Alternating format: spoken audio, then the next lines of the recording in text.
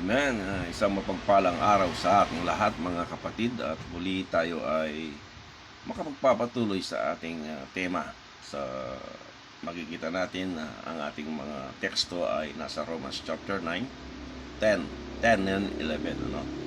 Atin ang natunghayan sa nakaraan yung Romans chapter 9 verses 1 to 4. So ating pagpapatuloy sa ating pag-aaral ngayon. Pero makikita natin, natandaan natin, habang binubuksan natin ang aklat ng Romans chapter 9, 10, and 11, ito ay palaging tinutukoy ang omnipotence and omniscience ng Diyos, ang kanyang walang hanggang kapangyarihan at ang kanyang all-knowing. Ang Diyos ay nakikita niya yung lahat ng bagay, maging future. So, walang nakatago sa Diyos. Sabi nga, ika nga, ang mga pangunahing karakter dito sa ating talata, so sa mga kabanatang ito, sa Book of Romans 9, 10, and 11, ito ay ang kabuuan ng bansang Israel. Nabanggit lamang ang mga kabanatang ito na ito ay parenthetical chapters na nakasingit sa Book of Romans upang ipakita ang kapangyarihan ng Diyos, at hindi tungkol ito sa sa bansang Israel. Makikita natin ito sa patuloy nating pagtatalakay sa sa patuloy nating pagtunghay sa tatlong kabanatang ito. Habang sinusulat ni Apostol Paul ang kabanatang ito, ang Israel ay nasa fallen state, or ito ay bagsak ang kanyang kalagayan. Sabi nga, they are no longer in God's apple eye sa panahon na nangyayari ang bagay na yon. Ang ipinangako ng Diyos sa kanila upang mamuno at maging isang pagpapala sa lahat ng mga bansa ay pansamantalang ipinagpaliban, temporarily postponed dahil doon sa kanilang pagkahulog. So ang kanyang pangako sa Diyos to set a kingdom, ito ay napending, postponed. So, ang isa pang dispensation after that na sila ay nahulog ay ipinahayag kay Apostol Pablo. Si Apostol Pablo ay, though is a persecutor of the Church of God that time, ito ay pinahayag sa kanya after na siya ay naligtas. Siya ay naging apostol ng mga hentil na nakatago mula pa sa pagkatatag ng mundo ang bagay na yon. Yung mystery na yon ay it was hidden. It was hid in God since the world began. At ito ay tinawag ni Apostol Pablo the fellowship of the mystery, or ang tinatawag nating the body of Christ. So, in Ephesians chapter 3 verse 9, ating mababasa dito, and to make all men see what is the mystery of the fellowship of this mystery, fellowship of the mystery.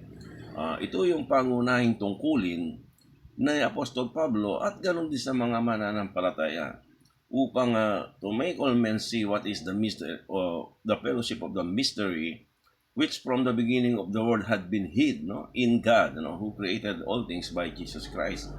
And in Ephesians chapter 3 verse 3, ating mababasa, how that by revelation he made known unto me the mystery. So this mystery, this fellowship of the mystery was revealed to Paul, as I wrote afore in few words that the Gentiles should be fellow heirs. So dito makikita natin na ipinakita sa lahat ng tao kung ano ang pakikisama ng hiwaga na mula sa pasimula ng sanglibutan, ay nakatago sa Diyos na lumikha ng lahat ng mga bagay sa pamamagitan ni Jesus Christ, na itinago mula sa mga panahon at mula sa mga salin lahi, at ngunit ngayon ay nahayag sa kanyang mga banal, kung paanong sa pamamagitan ng paghahayag ay ipinaalam niya sa akin, sabi ni Paul, ang hiwaga na ito. So, pagkatapos na matanggal ang middle wall of partition o sa pagitan nila, there is a middle wall of partition between the circumcision and uncircumcision na ating napag-aralan before sa timeline. Makikita natin sa Ephesians chapter 2, verse 14. For He is our peace, who hath made both one, and had broken down the middle wall of partition between us. So, tinanggal ng Diyos ang wall of partition na yon. So, si Jesus ay naging tagapagkasundo sa mga Hudyo at sa mga Hentil. Before na wala pa yung dispensation of the grace of God, which is the mystery revealed to Paul, ang dalawang grupo na to ay there is a middle wall of partition. At yun ang tinanggal, yung gitnang yun ang tinanggal nila ng paghihiwalay sa kanila, So, sa Ephesians chapter 3 verse 6, that the Gentiles should be fellow heirs of the same body and partakers of His promise in Christ by the gospel. Ang mga Hentil ngayon ay naging kabahagi na sa pangako kay Kristo sa pamamagitan ng Ebanghelyo, And what is that gospel? The gospel of the grace of God, Yung pagkamatay, pagkalibing, at muling pagkabuhay ng ating Panginoong Yesus ayon sa 1 Corinthians chapter 15 verses 1 to 4. At yun ay dahil sa kanilang pananampalataya, naging kapwa tagapagmana sa iisang katawan. Yun nga sinasabi ng Ephesians chapter 3 verse 6. Sa Romans 10:12, makikita rin natin dito, for there is no now difference between the Jew and the Gentiles. For the same Lord over all is rich unto all that call upon Him. So, wala nang pagkakaiba ngayon. Before, mayroon silang distinction. But now, sa time pass natin, after ang bansang Israel ay nahulog, yung word na, but now it was started, then ito ngayon ay wala nang pagkakaiba.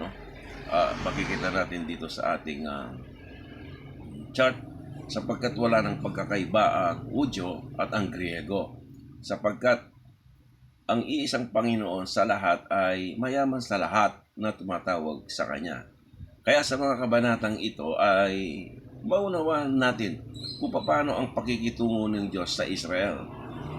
So ang 9, 10, and 11, lagi ko inuulit-ulit na ito ay makikita natin dito kung ating seryosohing babasahin. Ito ay patungkol sa nakaraan, kasalukuyan at inaharap na nangyayari at mangyayari sa bansang Israel. Gayun din ang mga kabanatang ito ay nagsasabi ng kasaysayan kung paano sila tinawag ng Diyos, ang kanilang election, ang kanilang pagtanggi, Sila ay makikita natin yung kabuuan, ang kanilang pagtanggi at ang mga nalalabing mananampalataya sa Kanya, o sa kanila, na papasok sa kaharian ni Jesus, At ang ating Panginoong Jesus ay mag-aari at isa sa mga pangunahing dahilan dito ay ang ating Panginoon ay makikita natin sa kabuuan ng Israel, mayroong papasok sa kanyang paghahari, So, sa Romans chapter 9 verses 4 to 5, so bigyan natin ng konting balik-aral dun sa 4. Who are Israelites? Sabi dito, to whom pertaineth the adoption and the glory and the covenants and the giving of the law and the service of God and the promises. So natunghayan natin ito nakaraan. So ating ngayon itutuloy, whose are the fathers, and of whom as concerning the flesh Christ came, who is over all, God bless forever. Amen. Sino ang mga Israelita? Nauukol sa kanila ang pag-aampon, yung adoption, yung glory o kalbalatihan, ang mga tipan na ibinigay sa kanila, pagbibigay ng kautusan at ang paglilingkod sa Diyos at sa mga pangako. Ito ay pertaining to them, Sa verse 5 kung saan nanggaling si Kristo, ang ating Panginoon Jesus, sa kanila nanggaling naging lahi ni Jesus ang ang mga Jews, no? Na siyang nasa ibabaw ng lahat. Kanino nauukol ang adoption, ha? Ang katawan ni Kristo ay nagsimula hindi sa pag-aampon. Tayong mga mananampalataya ngayon na bahagi sa body of Christ, hindi nagsimula ito sa pag-aampon, kundi sa pamamagitan ng pagkakasundo o yung reconciliation. Kung natatandaan ninyo sa 2 Corinthians, no? Sinabi niya doon, tayo ay mga reconciled. We are reconciled to God at tayo ay tinawag na mga ambassadors, no? So, ang salitang adoption ay tumutukoy ito sa eleksyon, no? O pagka-elect ng Israel. Ang unang opisyal na miyembro ng pamilya ng Diyos ay ang bansang Israel. Makikita natin yun sa Exodus chapter 4, verse 2 o verse 22. And thou shalt say unto Pharaoh, thus saith the Lord, Israel is my son, even my firstborn. Ang iyong sasabihin kay Pharaoh, sabi niya, no? Ganito ang sabi ng Panginoon, ang Israel ay aking anak, sa makatwid bagay ang aking panganay. So, sila ang original na nagkaroon ng first relationship sa Diyos, no? Sa family, no? Ang pagtanggi ng Israel sa Diyos ay naging dahilan upang mapalayo sila sa Kanya. Ito ang dahilan kung bakit sinabi ni Jesus kay Nicodemus, no? Kung matatandaan ninyo sa John chapter 3, verse 3, kailangan ang silang dito ay tinutukoy yung mga Hudyo, hindi mga Hentil. Kailangan silang may panganak na muli upang makapasok sa kaharian ng Diyos. Never to the body of Christ or to the Gentiles na sinabi ito. Wala tayong kinalaman o tayo ay walang bahagi dun sa kanyang paghahari ng ating Panginoon, no? So, ang paghahari ni Kristo ay referring to the Israel bilang sila'y tatawaging mga kingdom of priests na magtuturo sa mga Hentil. By that time, ang mga mananampalataya ngayon bilang Hentil or even Israel na mananampalataya, tayo ay wala na sa panahon na yon. Tayo kukunin na ng ating Panginoon. So, Deuteronomy chapter 7 verse 6, ating mababasa dito, for thou art unholy, referring to Israel, no? People, holy people unto the Lord thy God. The Lord thy God hath chosen thee to be a special people.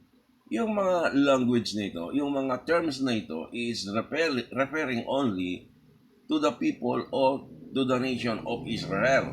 No, they are special people unto himself above all people that are upon the face of the earth. Sapagkat ikaw ay isang banal na bayan, no? Sila'y piniling bayan at sila ay banal, na tinawag silang banal upang maging natatanging bayan sa kanya higit sa lahat ng mga bayan na nasa ibabaw ng lupa. So ito yung kanyang pagkapili, no, sa bansang Israel. Ang luwalhati o yung glory ay atin nang nakatalakay din sa nakaraan, di ba? Nagsisimula yon sa ulap, sa ilang, kung mapapansin ninyo o mababasa nyo, nabasa ninyo sa Psalms chapter 105 na ating natunghayan na sa nakaraan. So, sa ating pagpapatuloy ngayon, ang ating pag-aaral sa Romans chapter 9 verse 6, ating babasahin, not as though the word of God had taken none effect, for they are not all Israel, which are of Israel.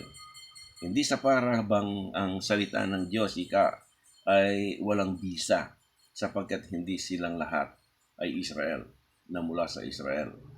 So, gaya ng nabanggit ko kanina, ang pangako ng kaharian para sa bansang Israel ay pasamantalang ipinagpaliban, ano? Ito ay temporarily postponed pagkatapos na ipahayag ni Jesus kay Pablo ang isang hidden entity. So ito yung body of Christ, no? So, sa sitwasyong ito, nabalisa ang Israel. Ang unang bagay kapag ang mga tao ay nagagalit, anong nangyayari? Sila ay naghahanap ng isang tao na sisisihin. Kuminsan na lang sa isang aksidente, no? Pagka nagbanggahan, lahat sila tama. Walang magkakaroon ng tinatawag nating blame game, no? Nung bata tayo, nagtuturuan tayo, hindi natin inaamin kung sino ang may sala. Hindi walang umaamin. Madalang lang kung minsan kung sino yung magsabing siya ang may mali. Pero mostly, nagkakaroon ng tinatawag nating blame game. Ang unang pagkakataon ay nangyari sa Garden of Eden. Ano? Kung ating babalikan yung kwento sa Genesis chapter 3, no? Chapter 11, verses 11 to 14. And in verse 11, and he said, who told thee that thou wast naked? Hast thou eaten of the tree, whereof I commanded thee that thou shouldest not eat? Ito yung sinabi ng Diyos, no? Kay Adan, ano? Sino ang nagsabi sa iyo na ikaw ay hubad? Kumain ka ba ng punong kahoy na aking inutos sa iyo na huwag mong kainin? Iyon ang sinabi ng Diyos sa kanya. And verse 12, and the man said, the woman, sabi niya, who thou gavest to be with me, she gave me of the tree, and I did eat. So, sabi ni Adam, yung binigay mo na babae sa akin, no? Makakasama ko ay nagbigay sa akin ng bunga ng punong kahoy, no? At ako'y kumain, no? So, natokso si Eva at inoffer din niya kay Adan, ano? At si Adan ay hindi nakatanggi kay Eva, no?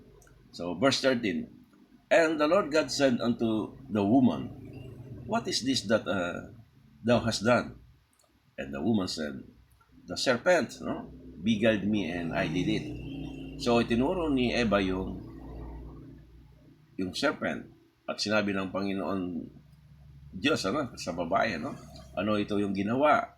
So, ang babae na si Eva ay sinisi niya yung ahas. So, in verse 14, and the Lord God said unto the serpent, because thou hast done this, thou art cursed above all cattle, and above every beast of the field. Upon thy belly shalt thou go, and thus shalt thou eat all the days of thy life. Marahil yung serpent dito, wala na siyang masisi, no?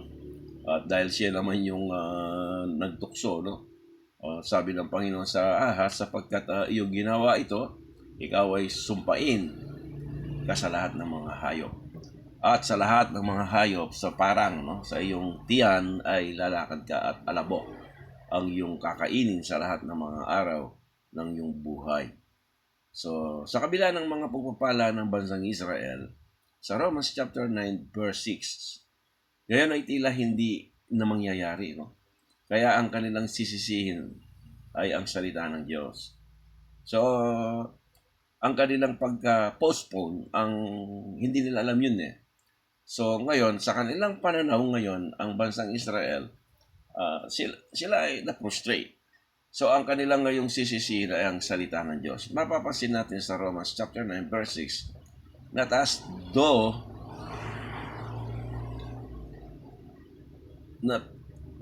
the word of God had taken none effect, for they are not all Israel which are of Israel.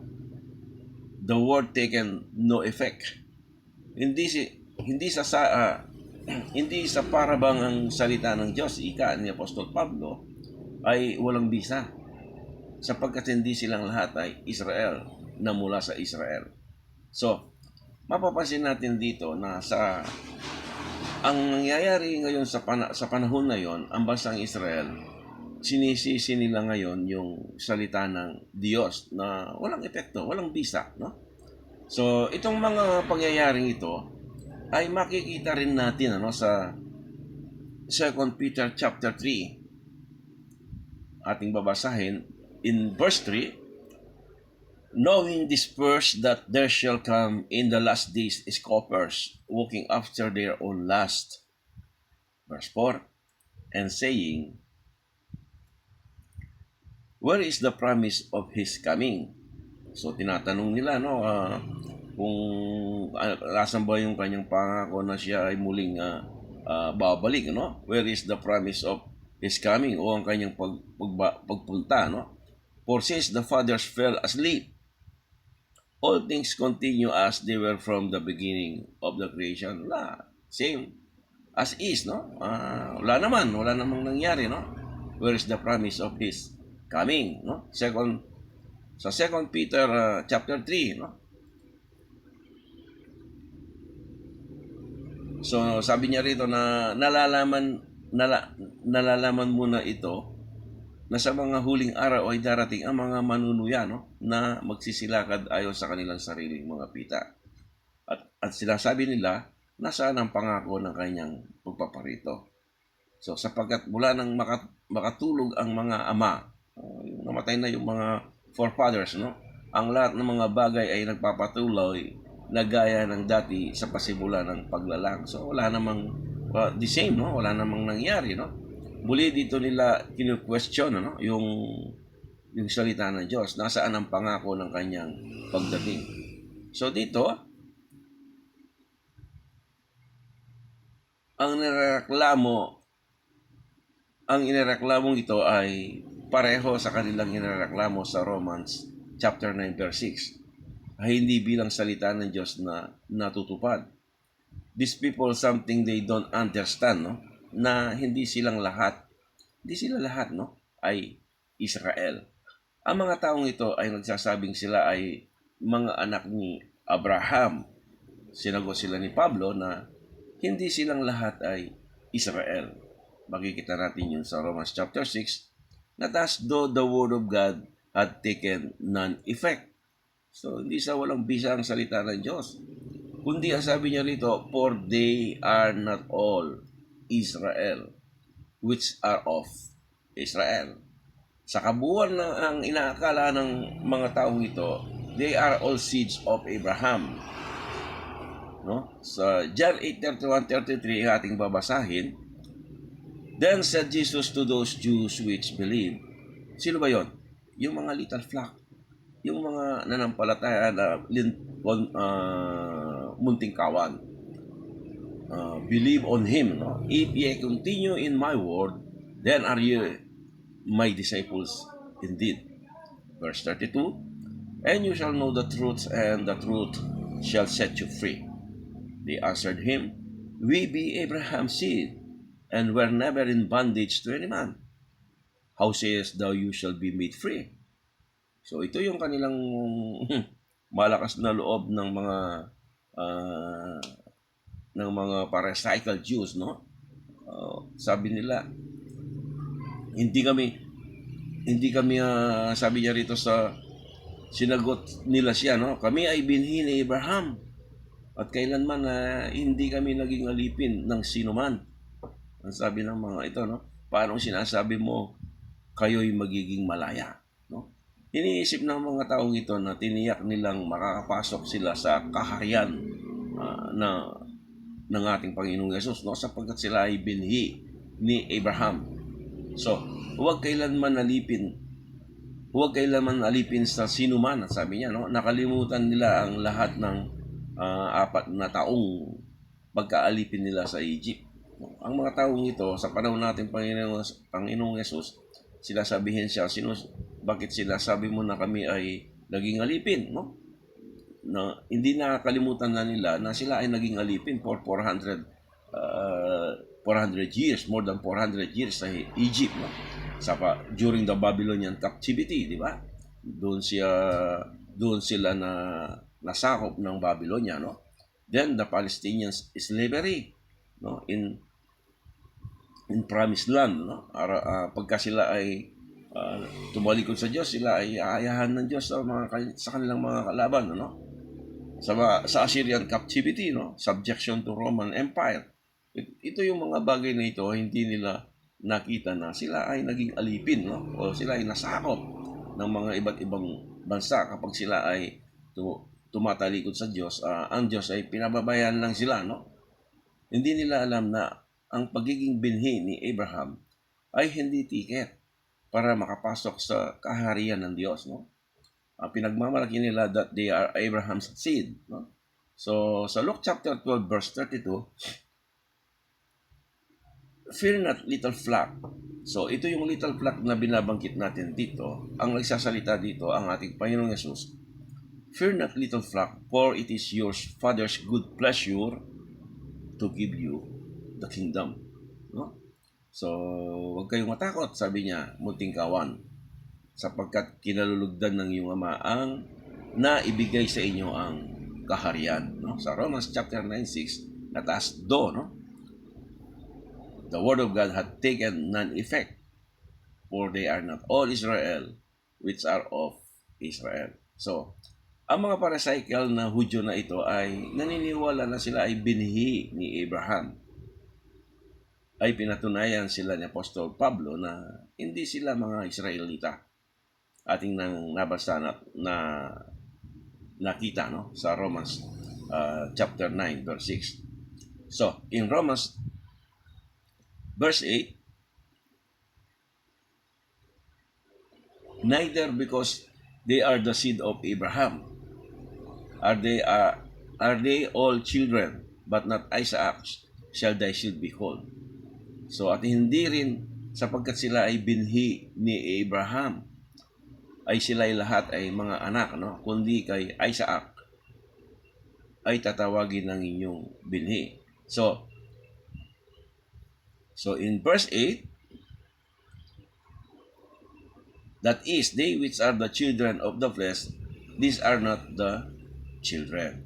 So sa mga kabanatang ito sa kabanatang ito ay nagbigay si Pablo ng dalawang halimbawa, no, para sa pag-aangkin ng mga Pharisaical Jews. Sinasabi nila ng mga Pharisaical Jews that they are the sons or they are the seeds of Abraham. Nanggaling sila sa bini sila ni Abraham, ang kanilang claim. So, para sa pag-aangkin ng mga Pharisaical Jews na ito, kung bakit ang inapo ni Abraham ay hindi sigurado, no? At makapasok sa kaharian ng Diyos.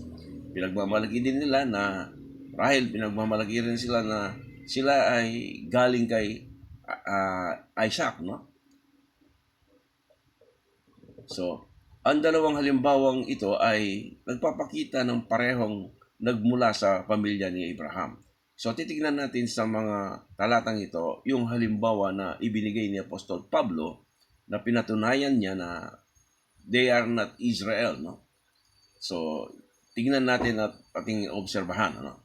So, ang unang halimbawa ay ang Ismael at Isaac. Isa ang inasusuklaman at ang isa ay tinanggap. Sa Genesis chapter 16, verses 1 and 2. Now Sarah, Abraham's wife, bare him no children, and she had an handmaid, an Egyptian, whose name was Hagar. In verse 2, and Sarai said unto Abram, behold, now the Lord had restrained me from bearing. I pray thee, go into my maid. It may be that I may obtain children by her. And Abram hearkened the voice of Sarai. At dininig ni Abram ang tinig ni Sarah, no? Si Abraham ay hindi gumawa ng tamang pagpili para kay Ismael.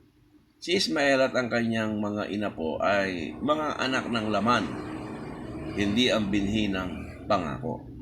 Sa Genesis chapter 17 verses 18 to 19, and Abraham said unto God, oh, that Ismael might live before thee. At sinabi ni Abraham sa Diyos, kung si Ismael ay mabuhay sa harap mo, no? And God said, Sarah thy wife shall bear thee a son indeed, and thou shalt call his name Isaac, and I will establish my covenant with him for an everlasting covenant, and with his seed after him. So, yun ang sinabi ng Diyos, no? Tunay na si Sarah na iyong asawa ay manganganak sa iyo ng isang lalaki, ano? At tatawagin mo ang kanyang pangalan na Isaac, at aking itatatag ang aking tipan sa kanya ng isang tipan na walang hanggan at sa kanyang lahi o sa kanyang binhi pagkamatay niya. So ito ay isang malinaw na sipi ng mga banal na kasulatan na ipinakita ng Diyos ang kanyang kapangyarihan na tumingin sa inaharap, no? Yun ang ating tinutukoy na ang mga kabanatang ito ay tumutukoy sa omnipotence and the omniscience ng Diyos, no?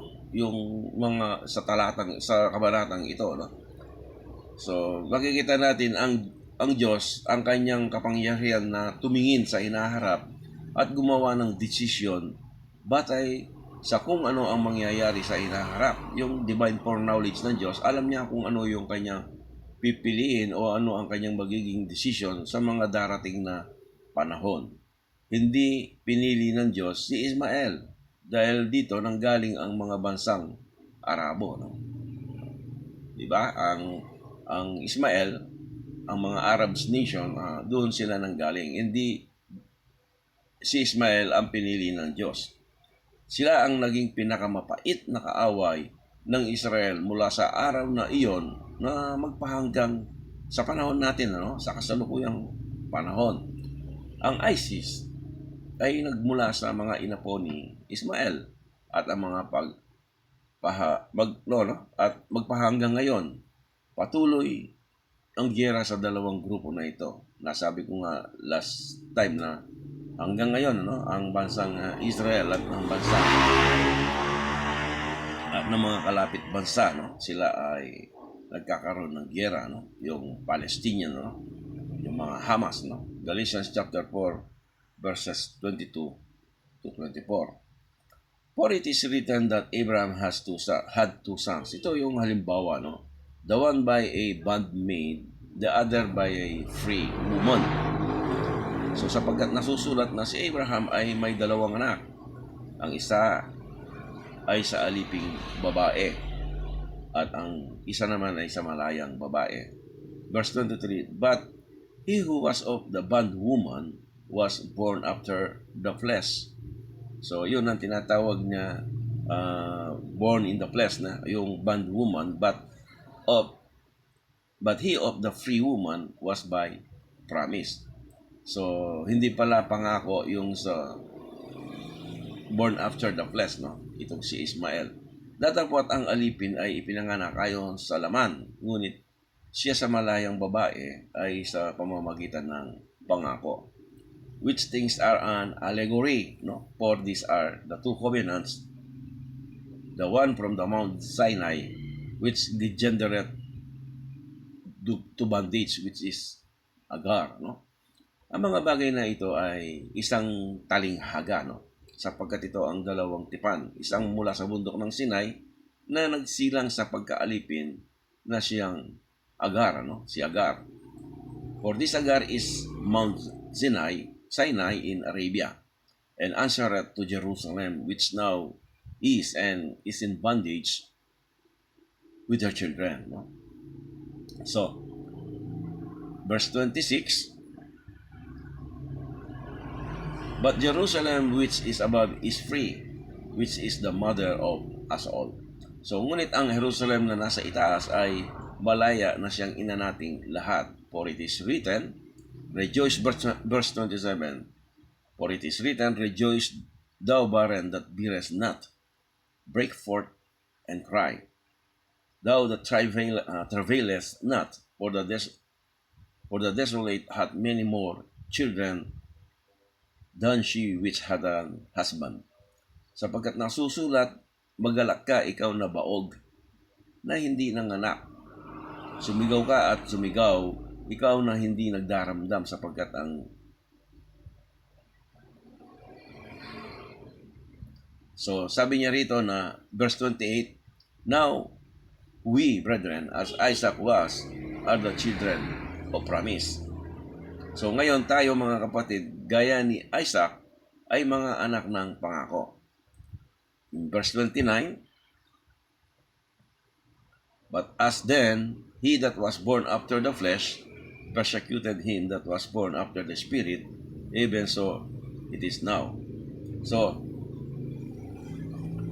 dito makikita natin na sa second example naman, si Isaac has two sons, no? One is rejected and the other one is accepted. Datapot kung paanong inuusig ng ipinanganak ayon sa laman, ang ipinanganak ayon sa Espiritu, gayon din naman ngayon, ano? Sa ikalawang halimbawa, si Isaac ay may dalawang anak na lalaki. Ang isa ay tinanggihan at ang isa naman ay tinanggap. Sa Romans chapter 10 verse 9 verses 10 and 11, and not only this, but when Rebekah also had conceived by one, even by our father Isaac. So ito na yung pangalawang example, ano? Yung una, yung example niya between Ismael and Isaac, no? Ang ipinangalak sa alipin ay yung kay Hagar, which is Ismael.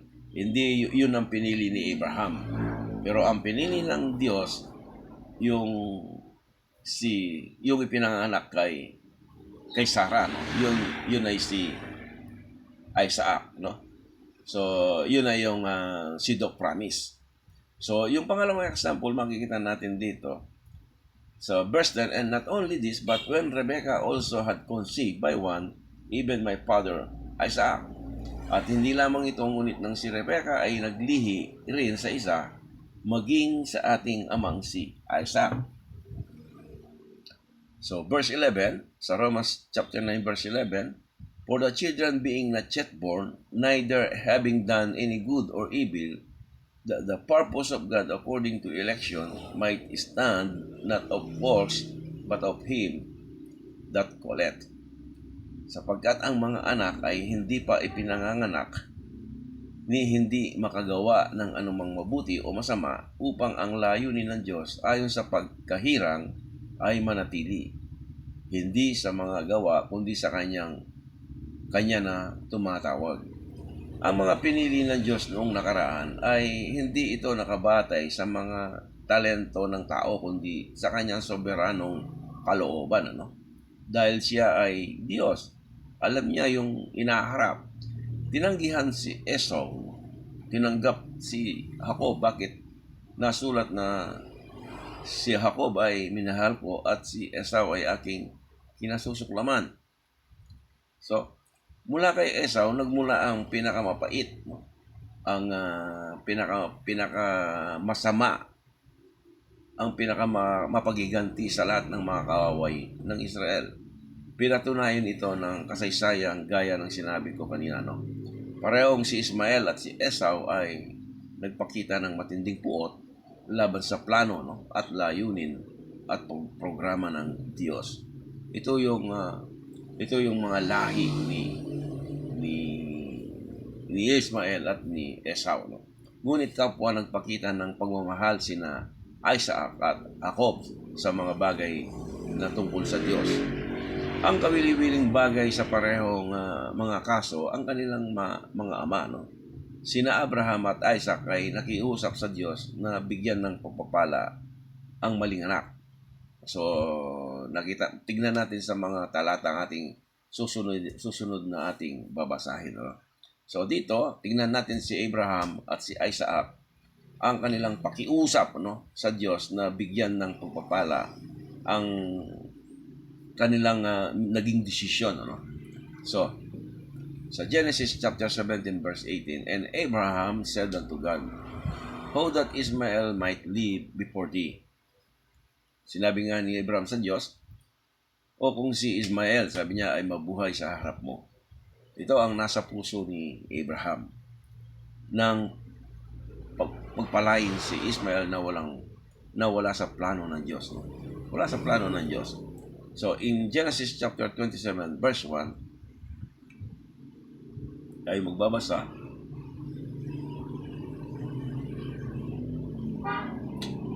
And it came to pass that when Isaac was old and his eyes were dim, so that he could not see, he called Esau his eldest son, and said unto him, behold, here I am. Sabi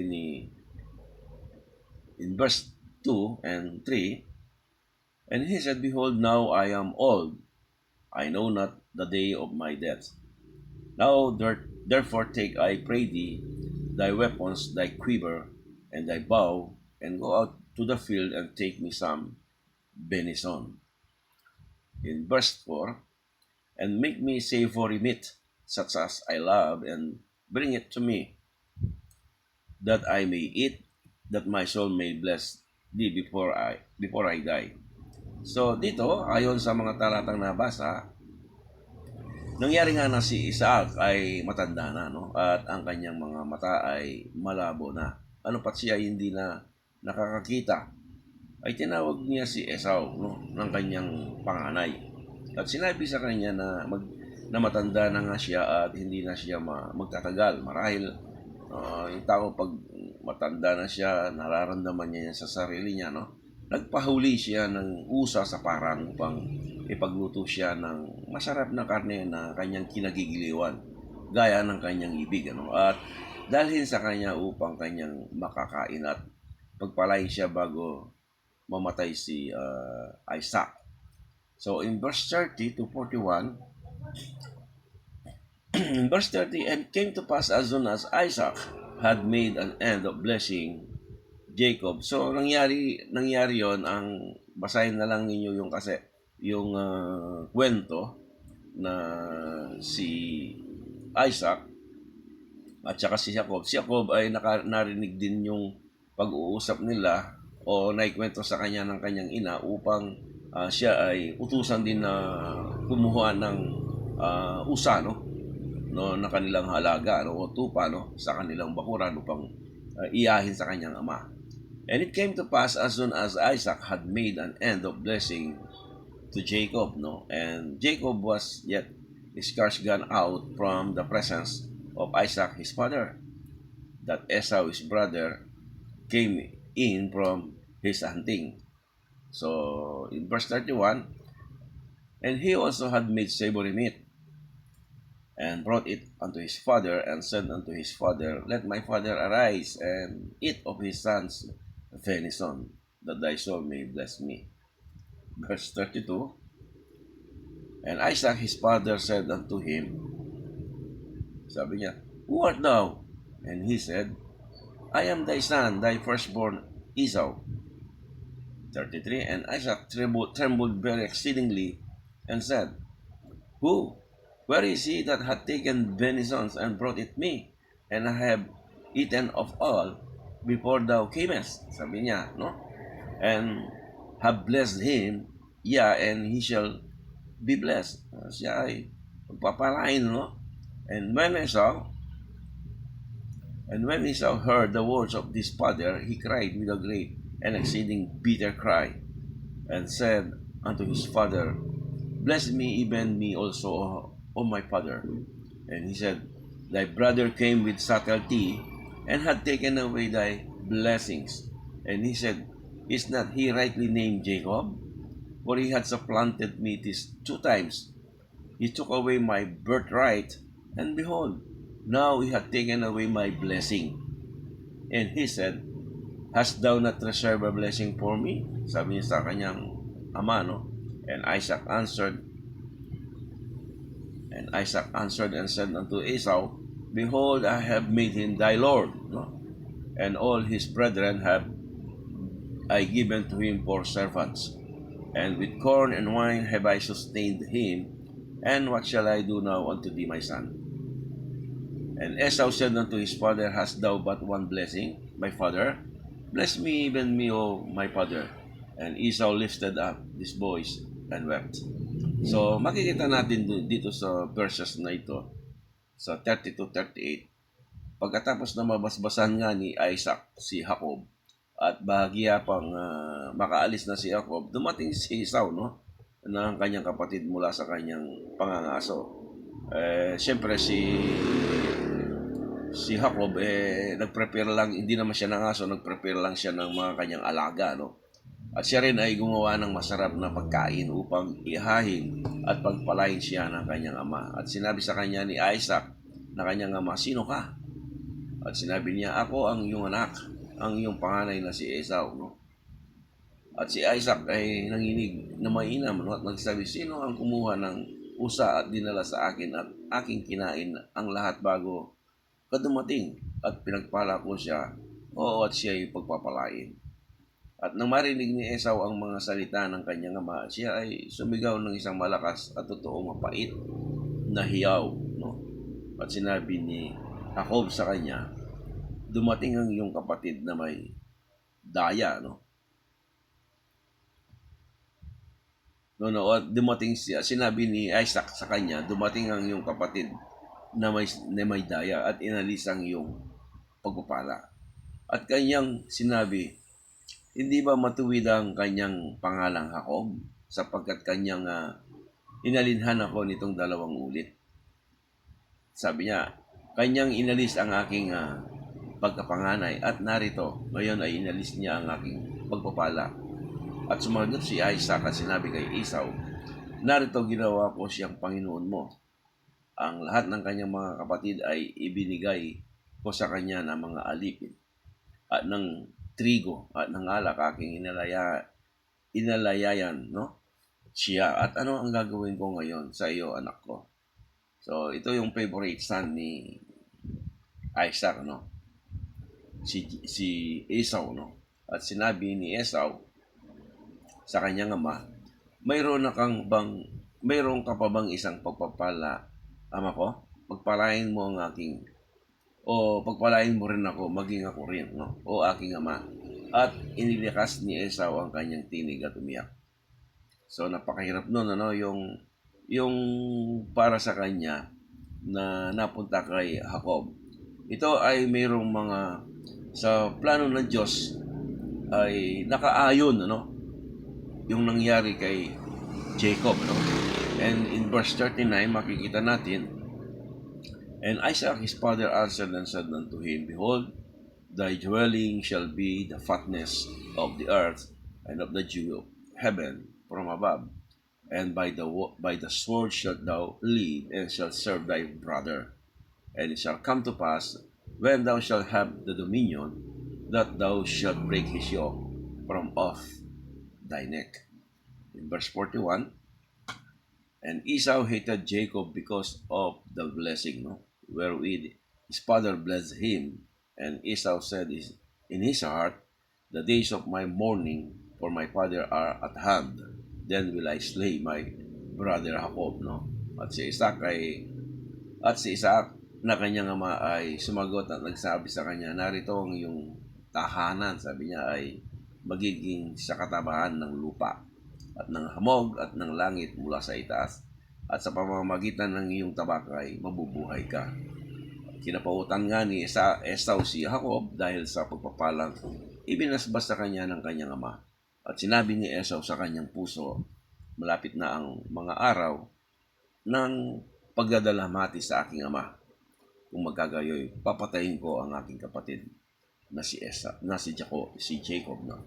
So, nagkasala na sa kanyang puso dahil sa kanyang plano na papatayin ng kanyang kapatid na si Jacob, no?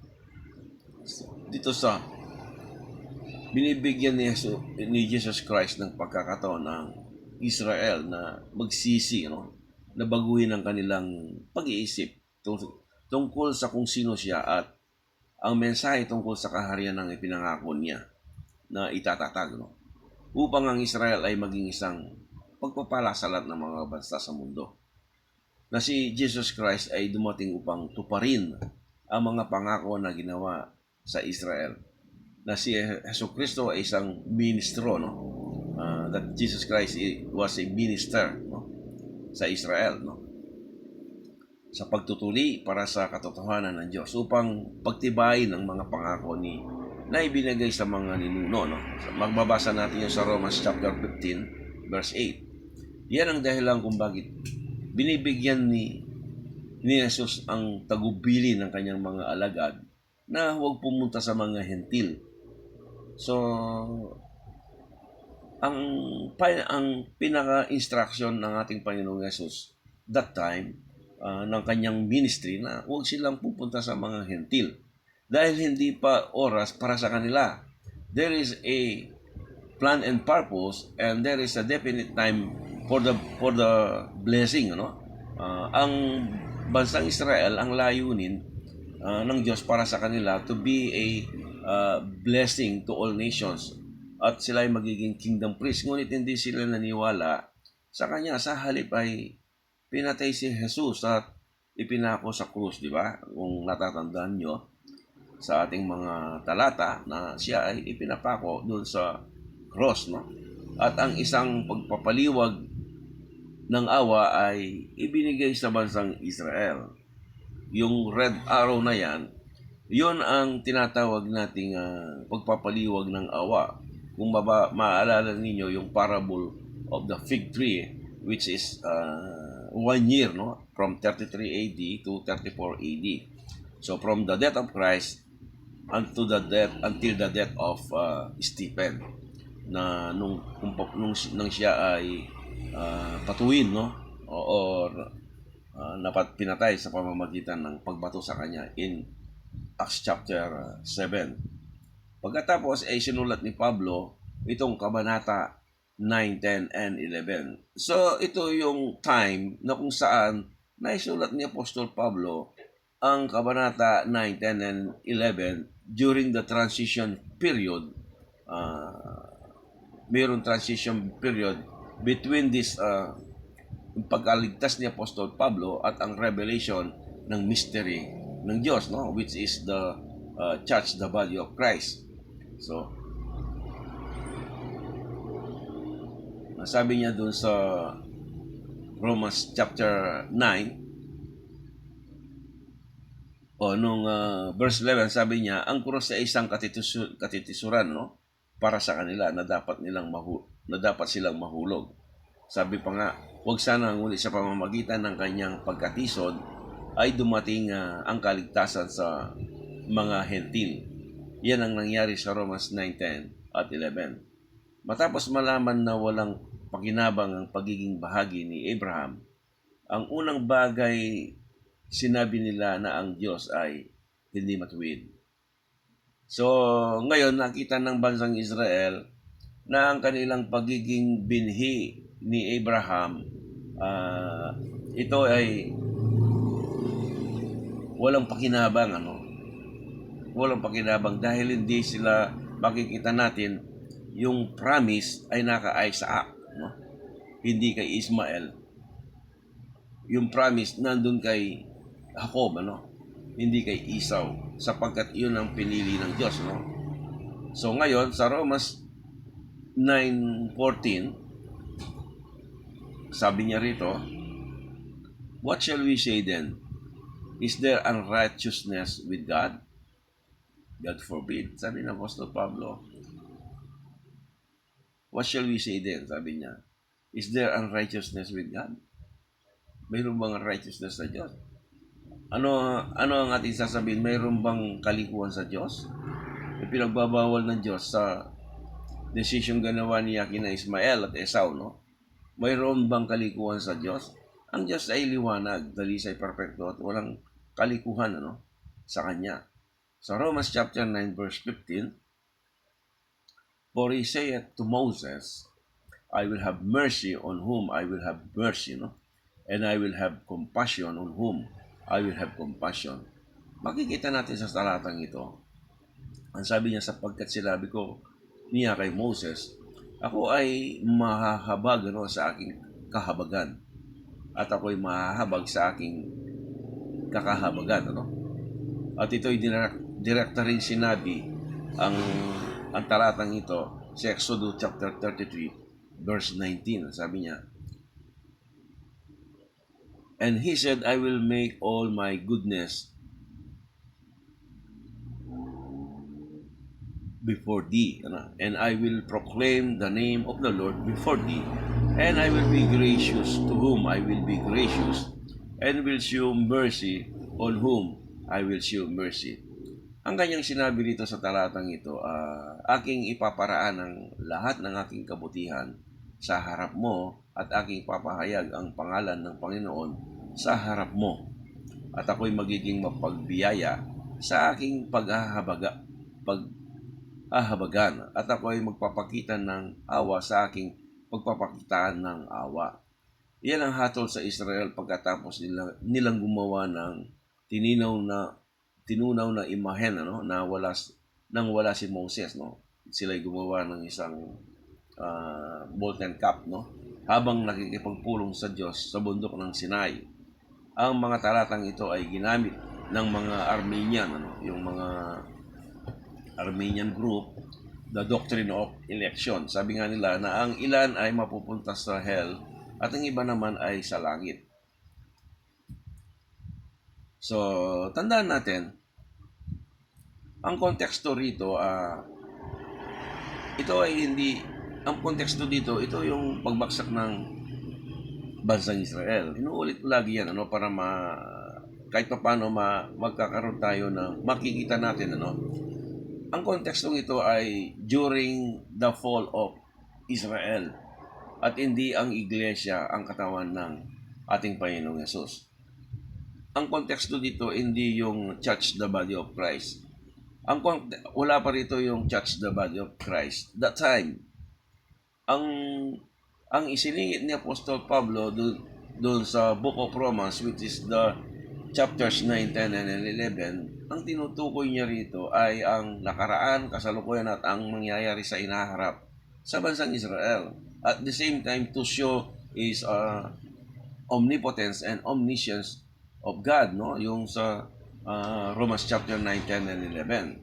So makikita rin natin sa Romans 9:16, so then it is not of him that willeth, nor of him that runneth, but God that sheweth mercy.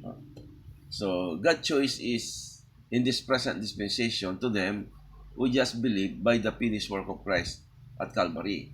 Ano yon? Ang sa ating kasalukuyang panahon, yung mga manampalataya doon sa ginawa ng ating Panginoong Jesus doon sa cross ng Kalbaryo, sila yung maliligtas, So, sa Romans chapter 9 verse 17, for the scripture saith unto Pharaoh, even for the same purpose have I raised thee up, that I might shew my power in thee, and that thy name might be declared throughout all the earth. Sabi niya rito, God raised Pharaoh to show his omnipotence, no? Ipinakita, kaya nga niya itinaas si Pharaoh upang may pahayag, may pakita ang walang hanggang kapangyarihan ng Diyos, no? Upang may pakita rin may pakita sa kanyang piniling bayan na sila ay sumunod at manatiling magtiwala sa kanya. So, ang pinaka-summary ng ating pag-aaral ngayon, ang bansang Israel, sinisisi nila ang Diyos, At dahil nakita nila na hindi sila lahat ay Israel. Dahil ang kiniklaim ng bansang Israel that they are the seeds of Abraham. Pero sabi ng Apostol Pablo, hindi lahat ng Israel ay mga Israelita, Dahil ang mga anak ni Esau at ang anak ni Ismael ay hindi ayon dun sa pangako ng Diyos. Sapagkat yun lamang nanggaling lamang kay yung mga nanggaling kay Jacob, At ang nanggaling kay Isaac, yun ang mga galing sa pangako o yun ang mga taong ayon sa pangako ng Diyos.